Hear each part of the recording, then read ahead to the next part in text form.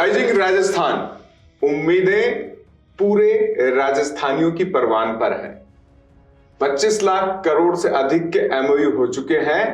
जो सूरज राजस्थान में उग रहा है उससे भी रोशन करने की तैयारी है।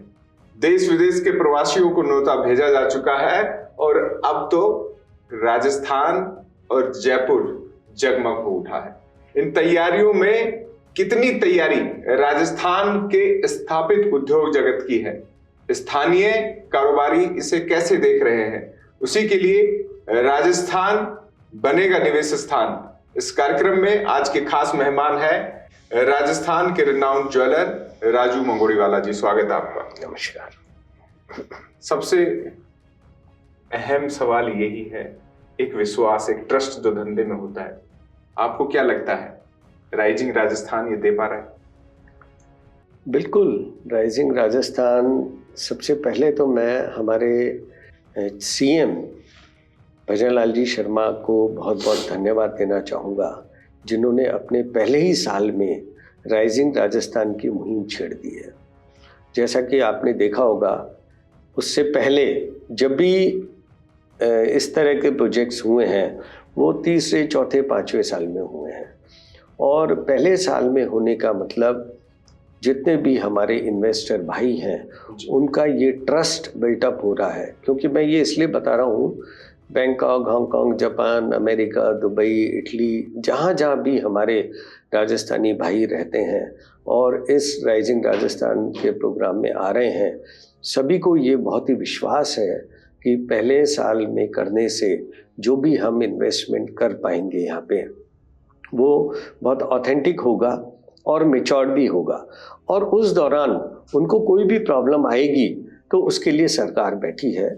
और हमारे सीएम साहब ने हमारे सभी ऑफिसर्स को, जो भी राइजिंग राजस्थान को देख रहे हैं, उनको ये कड़े निर्देश दिए हैं। सिंगल विंडो सिस्टम जिस तरीके से गुजरात में फॉलोअप हो रहा है जी, और इतनी बड़ी बड़ी इंडस्ट्रीज वहाँ पर आ रही है, उसको देखते हुए ऐसा लग रहा है कि राजस्थान अब बहुत ही जल्दी समृद्ध, खुशहाल और इंडस्ट्रियल हब बनने वाला है। क्योंकि इतना बड़ा इन्वेस्टमेंट जब आएगा तो इसमें कोई शक नहीं है कि यहाँ पर एम्प्लॉयमेंट भी बढ़ेगा, स्टेट की भी ग्रोथ होगी, रेवेन्यू भी सरकार को मिलेगा और नई नई इंडस्ट्रीज़ यहाँ पर आएगी। तो उससे डेफिनेटली राजस्थान का नाम एक आने वाले टाइम में इंडस्ट्रियल हब के नाम से जाना जाएगा। सबसे बड़ी जो बात होती है इन्वेस्ट किसी भी स्टेट में करने की, वहाँ पहले से जो उद्योग चल रहे हैं वो कैसे हैं, कैसी स्थिति मानते हैं? नहीं, अच्छी है। अब नई गवर्नमेंट आई है, आपने देखा होगा आज भी पॉलिसीज काफ़ी चेंजेस आज दिए हैं पॉलिसीज को। नई पॉलिसी लॉन्च हुई है, नई पॉलिसी जो लॉन्च हुई है, और वो ये बहुत ही अच्छा किया कि राइजिंग राजस्थान के पहले ही ये कर दी है, जिससे जो भी इन्वेस्टर आ रहे हैं वो उस जितनी भी पॉलिसी है डिफरेंट सेक्टर के लिए, वो उनको जब देखेंगे तो उनके लिए और भी आसान हो जाएगा यहाँ पे इन्वेस्टमेंट करना। जी। अब बड़ी बात ये आ जाती है कि इन्वेस्टमेंट के लिए बड़े जो उद्योग हैं वो पूरे राजस्थान में जहां जहां संभावना है वहां लगे। अभी तक जो एमओयूज हुए हैं उनसे जो सामने आई हैं चीजें, उनमें यह है कि थार के रेगिस्तान में भी उद्योग, अब एक तरीके से सौर ऊर्जा का उद्योग लगेगा वहां पे रिन्यूएबल एनर्जी के जो प्रावधान है वो लगेंगे, पेट्रोलियम उधर है, साथ में कुछ मैन्युफैक्चरिंग की, इंफ्रा की एंड अदर सर्विसेज, आईटी की, ये तमाम चीजें यहाँ पे लग रही हैं। तो जो नए उद्योग है वो भी और परंपरागत चीजें हैं वो भी, इनका समावेशी विकास कैसे देखना है? सबसे अच्छी बात तो है कि राजस्थान के पास लैंड बैंक बहुत बड़ा है।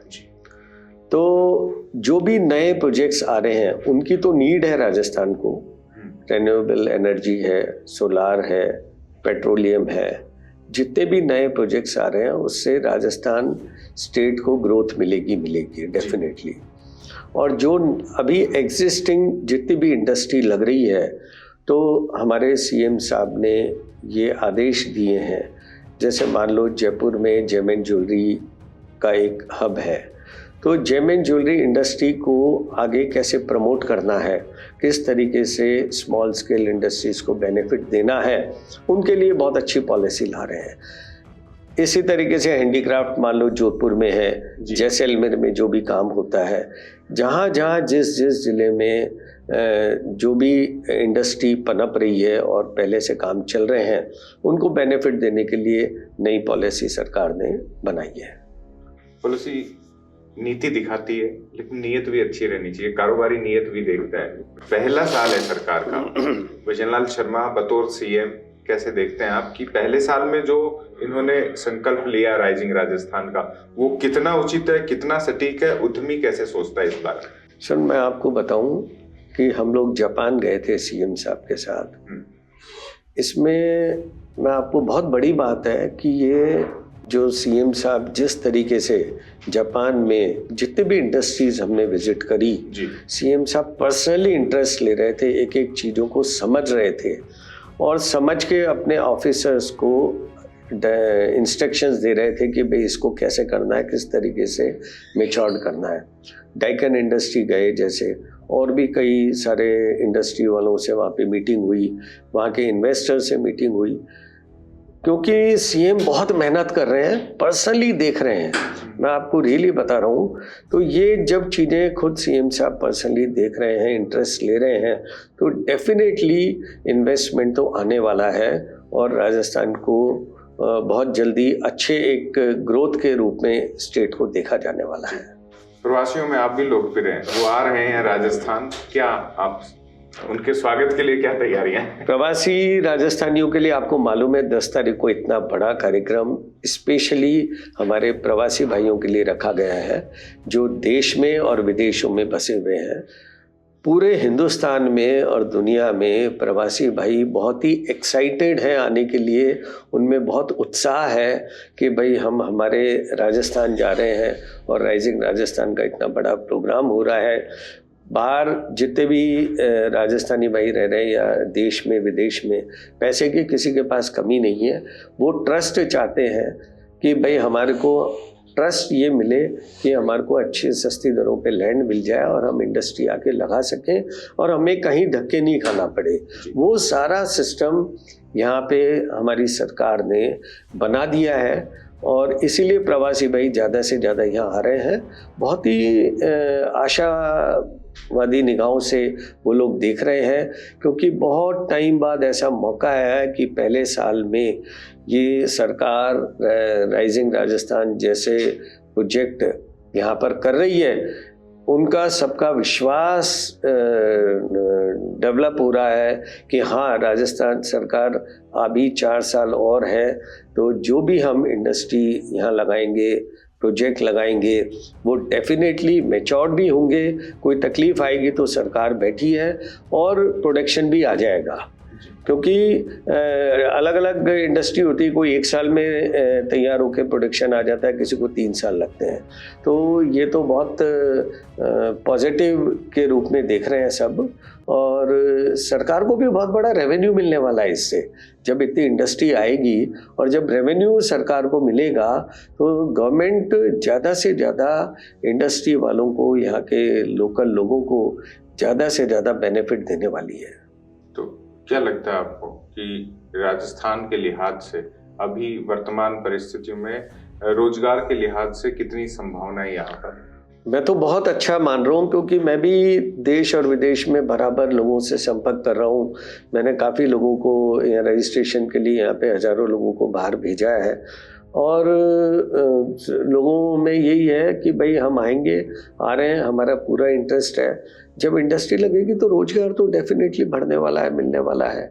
ऐसा तो है ही नहीं कि भाई 100% ऑटोमेटिक प्लांट लग रहे हैं। लेबर की ज़रूरत हमेशा पड़ेगी, चाहे वो कोई भी इंडस्ट्री हो, किसी में कम होती है, किसी में ज़्यादा होती है। कैसे देखते हैं, मुंबई का बड़ा इन्वेस्टमेंट यहाँ आया था और ये धरातल पर उतरे, इसके लिए क्या तैयारी?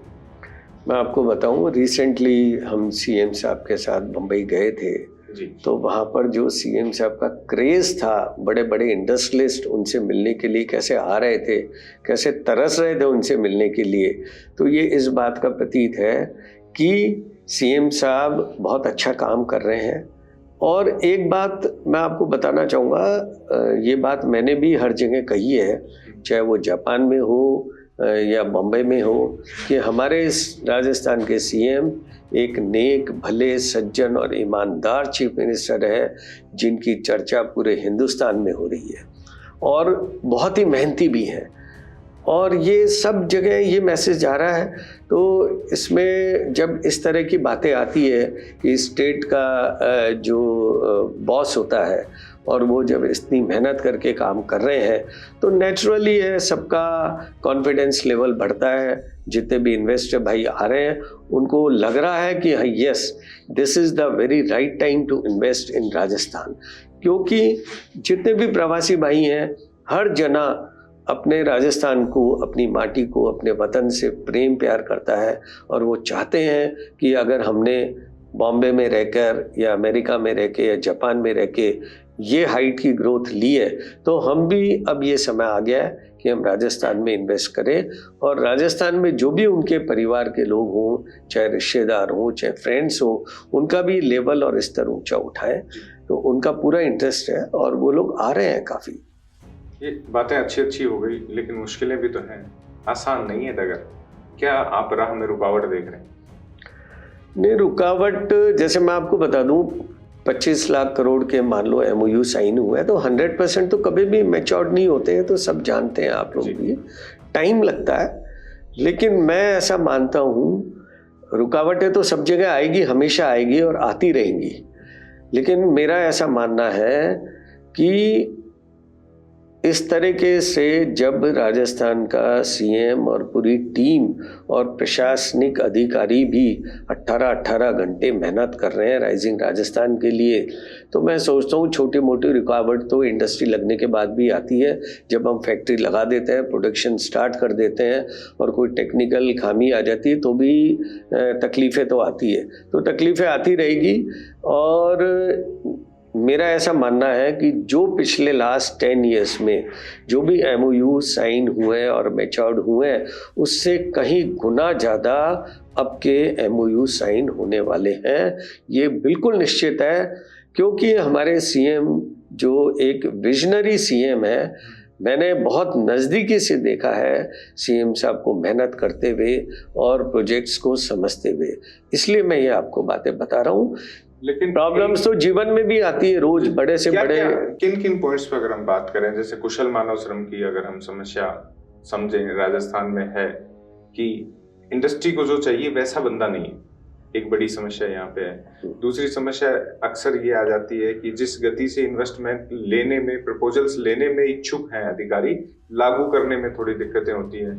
फिर राजस्थान थोड़ा बड़ा भी है, इंफ्रा को लेके भी, हालांकि ये राजस्थान का कहें कि केवल ये किसी बंदरगाह से जुड़ा हुआ सीधे तौर पर नहीं है, वरना सारी सुविधाएं हैं, तो ये भी थोड़ा सा लॉजिस्टिक कॉस्ट बढ़ जाती है इसकी।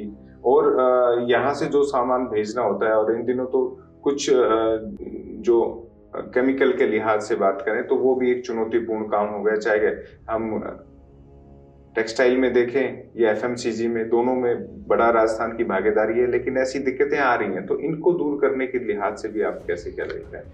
देखिए, कोई भी नई इंडस्ट्री जब आएगी तो उसके लिए बिल्कुल स्किल्ड लेबर्स की ज़रूरत पड़ेगी। अब स्किल लेबर्स की जब ज़रूरत पड़ेगी, जब इंडस्ट्री लगाना चालू, ऐसा तो होगा नहीं कि आज इंडस्ट्री लगाई और कल से प्रोडक्शन स्टार्ट हो गया। उस टेन्योर में, साल 2 साल में जो भी वक्त लगेगा इंडस्ट्री को डेवलप होने में, उस पीरियड में स्किल लेबर्स तैयार कराया जाएगा।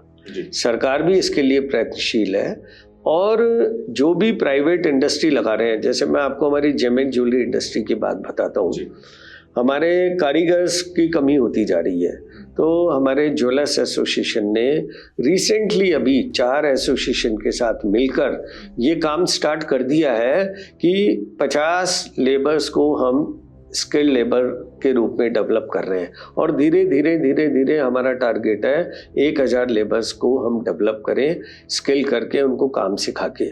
और इतनी अच्छी स्क्रूटनी हुई है, मैं आपको बता रहा हूँ, इतने अच्छे पढ़े लिखे लोग आए हैं काम सीखने के लिए।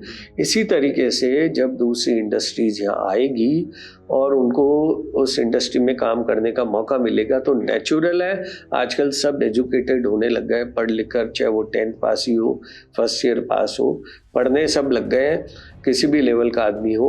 और जब उसको ये लगता है कि मेरे को इस इंडस्ट्री में जब मैं ये काम सीख लूँगा तो मेरी वैल्यू 50,000 की हो जाएगी, 1 लाख की हो जाएगी, 20,000 की हो जाएगी, तो वो पूरा तन मन उसमें लगा देता है और वो सीखने के लिए लालायित रहता है और साल 6 महीने में वो स्किल लेबर तैयार हो जाती है।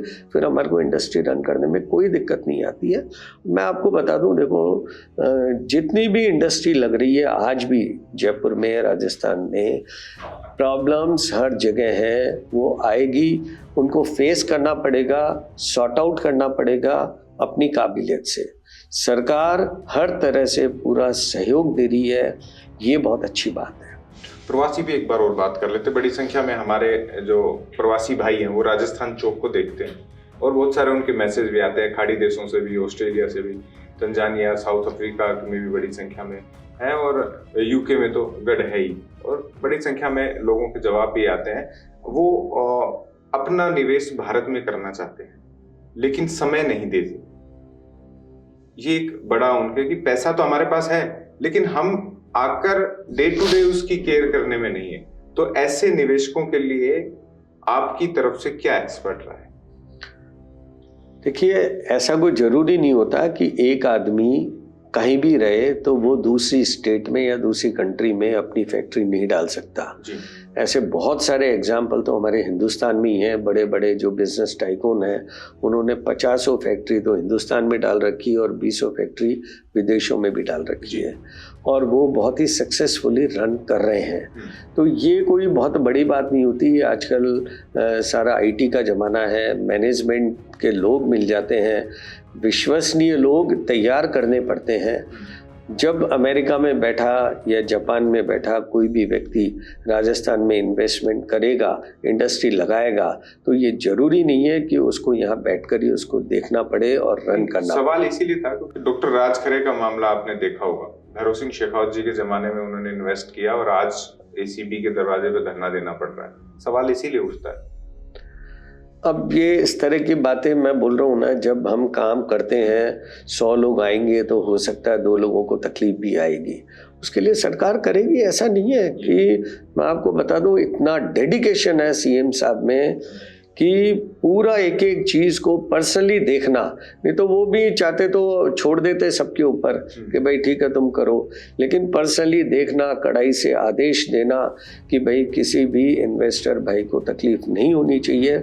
जो भी इन्वेस्टमेंट कर रहा है यहाँ पे उसको पूरी फैसिलिटी दी जाए। अब कोई इन्वेस्टर मांगेगा कि साहब मेरे को तो फोकट में ही लैंड चाहिए, तो वो संभव नहीं है। सरकार ने जो भी लैंड बैंक तैयार किया है उसमें जो भी रिजर्व प्राइसेस, रीजनेबल प्राइस जो देगी सरकार, उस पर जरूर दे रही है। और काफ़ी लोगों को तो अलॉटमेंट देने के पहले दिखाना भी स्टार्ट कर दिया है। आजकल तो जियो टैगिंग भी होने लगी। बिल्कुल बिल्कुल, आप जहाँ हो वहीं से देख लो कि आपको कौन सा लेटर मिलने वाला है। बिल्कुल। तो ये सब कोई बड़ी बात नहीं है कि मैं यहाँ जयपुर से बैठ के बम्बई में कोई फैक्ट्री डालूं और मुझे बॉम्बे में ही बैठ के रन करना पड़े, ऐसा नहीं होता है। सब मैनेजमेंट के लोग होते हैं, IT का ज़माना है, टेक्नोलॉजी का ज़माना है, सब आप बैठे बैठे यहाँ से यू कैन कंट्रोल। बहुत सारे ऐसे लोग हैं, आपको एक एग्जांपल दे रहा हूँ। जयपुर में बैठ के एक व्यक्ति बेकरी का काम, दुबई में बेकरी की शॉप बना रखी है और वो यहाँ से बैठ के कंट्रोल करते हैं, सक्सेसफुली कंट्रोल कर रहे हैं। आजकल सारा 1 नंबर का ज़माना है, अब 2 नंबर का काम तो कहीं होता ही नहीं है। जब से मोदी जी आए हैं लोगों को 1 नंबर में काम करने की आदत पड़ गई है। अब कोई आपसे कहेगा मेरे को 10,000 रुपये कैश तो मिलता ही नहीं है, देखने को ही नहीं मिलता है। और हर आदमी ऑफिशियली काम कर रहा IT है। के छापों में तो मिल जाता है। वो ठीक है, एक्सेप्शनल अलग तरीके की एक्सेप्शनल तो मिलेंगे ना, ये तो कोई खत्म थोड़ा ना हो रहा है। लेकिन अब हर आदमी, जैसे स्टील सेक्टर है, पहले किसी भी तरीके से काम कर लेते थे, अब 100% प्रोडक्ट, चाहे वो आप सरिया हो, मान लो 1 टन फैक्ट्री से रिलीज हो रहा है, चाहे 100 टन हो रहा है, 100% 1 नंबर में रिलीज हो रहा है। तो अब लोगों का भी मानस ये बन गया है। जब भी तो आप देखिए ना, यस, और GST का कलेक्शन कितना बड़ा आ रहा है, एवरी ईयर ग्रोथ होती जा रही है। इसका मतलब लोगों ने ये मान लिया है कि अब हमें ऑफिशियली 1 नंबर में काम करना है। और जो मोदी जी जैसा गाइड कर रहे हैं देश को, देश की उन्नति के लिए, इंडस्ट्री को पनपाने के लिए, 1 नंबर में जिस तरीके से काम किया जा रहा है, रियली मैं बता रहा हूँ, हमारे ज्वेलरी इंडस्ट्री में भी अब 100% पर लोग आ गए हैं और ये बहुत अच्छी बात है। तो एक सवाल ले लेते हैं अंतिम। प्रवासी जो आ रहे हैं, सरकार तो स्वागत करेगी, यहाँ के व्यापारी, औद्योगिक समूह कितनी तैयारी में है उनके स्वागत के लिए, क्योंकि आपके अपने ही लौट रहे हैं? बिल्कुल नहीं, उनको मैं आपको बता दूं, हमारे जितने भी प्रवासी भाई आज ही नहीं, not only in rising Rajasthan, जब भी यहाँ आते हैं उनको एक अच्छा माहौल मिलता है, उनको हॉस्पिटलिटी मिलती है। आज मेरे पास सैकड़ों प्रवासी भाई देश और विदेश में बसे हुए होते हैं। मेरा घर एयरपोर्ट के पास ही है, तो मेरे ये क्लियर कट उन लोगों को ये मैसेज है कि भाई एयरपोर्ट से उतरते ही सीधा नाश्ता मेरे घर पे आप करो, आई एम अवेलेबल। क्योंकि हम हमारे अगर प्रवासी भाइयों को, उनको वेटेज वैल्यू नहीं देंगे, रिस्पेक्ट रिगार्ड नहीं देंगे, मान सम्मान नहीं देंगे, तो वो कभी भी नहीं आने वाले हैं। उनको ये सब अगर मिलता रहेगा राजस्थान में, तो डेफिनेटली वो जितना इन्वेस्टमेंट वहाँ कर रहे हैं, जो भी अर्निंग कर रहे हैं, सारा कमा के राजस्थान में ही लगाने वाले हैं। थैंक यू राजू मंगोड़ेवाला जी, राजस्थान चौक से जुड़ने के लिए धन्यवाद। एक बात हम राजस्थान चौक के जरिए और कह रहे हैं, वो ये है कि 9, 10, 11 देश विदेश के पावने जयपुर पधार रहे हैं। ऐसे में जरूरी नहीं हो तो अपना वाहन लेकर आप बाहर ना निकले, इस शहर की खूबसूरती उन्हें देखने दें, और साथ में पार्किंग भी तय स्थान पर करें ताकि अव्यवस्था ना फैले। एक अच्छे जयपुराइट्स होने का परिचय आप देंगे तो राजस्थान के इन्वेस्टमेंट के साथ साथ आपकी नेकी और नीति और साथ में आपका अच्छा व्यवहार भी विदेशियों पर, देसी सैलानियों पर, निवेशकों पर अलग छाप छोड़ेगा।